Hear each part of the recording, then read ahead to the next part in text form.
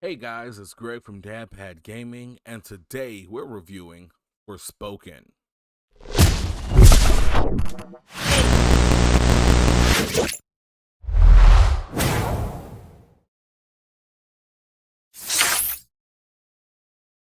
Forspoken is finally here, and quite honestly, it's been getting a lot of hate. Now, of course, some of that is warranted. We've seen some very weird marketing decisions here, but nonetheless, is Forspoken really as bad as people are making it out to be? But before we discuss our journey into Athia, don't forget to like and subscribe, as it helps out our channel a bunch and it helps us to know when we're doing a good job and when we need to pick things up. With that being stated, let's go ahead and get started. So, what exactly is Forspoken? The short answer is, it is a action RPG built within Final Fantasy XV's Luminous engine, developed by a greater portion of that same team from Final Fantasy XV. Forspoken's narrative is built around Frey Holland, a New Yorker who is extremely down on her luck and has lived a life full of solitude and disappointment. After what we can only assume is a months-long plot and scheme to escape the city and get a brand new start elsewhere goes wrong, Frey finds herself warped into another dimension with a whole new load of issues that need her solving. Accompanied by her brand new sentient armlet entitled Cuff and some newly discovered magic abilities, Cuff and Frey embark on an adventure to liberate the entire world of Athia. Now, contrary to what the internet may lead you to believe, Forspoken actually does a lot of things really well. One of them being the world itself. Now, I luckily had the opportunity to ask Gary Whitta, the writer of Star Wars Rogue One, a few questions because he actually created this world. And overall, he seemed very proud to have created this world, but made it very clear that he did not write the story for what happened within this world. Nonetheless, having such a talent that's been trusted with the likes of Star Wars and Batman's IPs definitely shows, because the concepts and the rules of this world are very interesting. Another point, despite the fact that some people do not like Frey for whatever reason, I actually find her to be quite likable, but not in the way that you would traditionally find your hero to be likable, but definitely in the way that she is relatable. She's rough around the edges. She's jaded.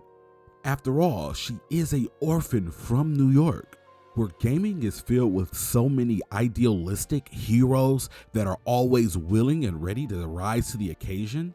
It was very refreshing to see a hero for once go, y'all got dragons here? Nah, I'm going back to New York. And combat is really good here. I can confidently say that if you were one of those people who found Final Fantasy XV's battle system to be enjoyable, Forspoken is truly the elevation and culmination of that system. Every single button on your controller is used for the purpose of combat, and while it takes some getting used to, once you've learned how to melt the wonderful traversal system into the combat system and you start to get multiple elemental magic attacks, things get really fun. And with the Luminous engine now being backed by our next gen power, particle effects, lighting, and more looks absolutely amazing when that magic starts flying. But even though I've been having plenty of fun with Forspoken, it does have a couple glaring shortcomings. And the primary issue is Forspoken's writing. It's very apparent why Gary Whitta went out of his way to inform me that he built the world but did not construct the story for what happened in that world. Despite the fact that I do find Cuff and Frey's banter to be really entertaining and sometimes even a bit funny, mostly everything else seems to be really stiff. And considering this is what I believe to be the very first AAA game starring a female and black protagonist, I really think it would have helped had they had a few black writers on the team to at least make Frey feel a little more believable as a black woman. But quite honestly, that is really only one of many problems when it comes to the storytelling of Forspoken. For one, there's a mid-game twist to the story that you can see coming from miles away. And there's also plenty of moments within the narrative that you can tell are meant to make you feel something. However, the writing and the time dedicated to these portions of the story don't hit because you have not many reasons to be committed or even concerned for that matter. Things feel very forced in a lot of those situations, and it's very hard to get behind that because it's overtly obvious when Forspoken introduces characters to you that you simply know they're being introduced simply to be killed for dramatic effect 2 hours later, and it doesn't really work or do any favors for the narrative. Away from narrative though, the only other issue that I really have with Forspoken is the fact that the crafting and upgrading system for magic and abilities falls somewhere between confusing and simply just okay. The biggest issue with it is there are simply too many different materials and currencies to keep track of what upgrades which spells and which equipment. And it could have really helped had they streamlined things and maybe had one thing for crafting, one thing for updating spells, one thing for upgrading gear. But we didn't get that, and it's kind of a mess for it.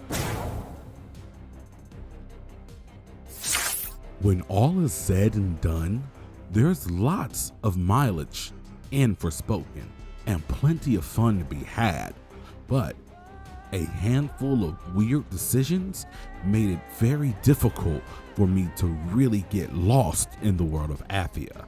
Traversal is amazing, but the world you're in does not provide enough varied environments to challenge your skills in traversal.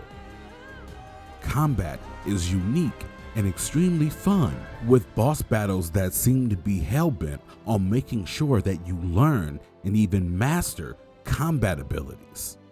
But the skill tree and the upgrade path are just okay.